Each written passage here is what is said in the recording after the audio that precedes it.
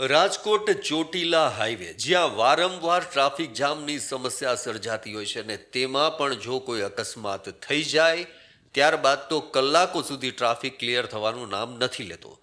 આવો જ એક અકસ્માત થયો ચોટીલાની બાજુમાં આવેલા જલારામ મંદિર પાસે, જ્યાં ટ્રક પલટી ખાઈ ગયો, જેના કારણે રાજકોટ અમદાવાદ બંને તરફનો ટ્રાફિક જામ થઈ ગયો. અહીં 6 લાઇનનું એક તરફ કામ ચાલે છે, ડિવાઈડરથી ટ્રાફિક જામ તો થાય જ છે, પણ અહીં આ પરિસ્થિતિમાં અકસ્માત સર્જાયો, જેના કારણે જે આ ટ્રાફિક જામને ક્લિયર કરાવતા પોલીસના નાકે દમ આવી ગયો હતો. અહીં પ્લાસ્ટિક બનાવવાના દાણા ભરેલ ટ્રક પલટી ખાઈ ગયો અને આ પરિસ્થિતિ સર્જાઈ. અંદાજે 10 કલાકે આ ટ્રાફિક ક્લિયર થયો છે.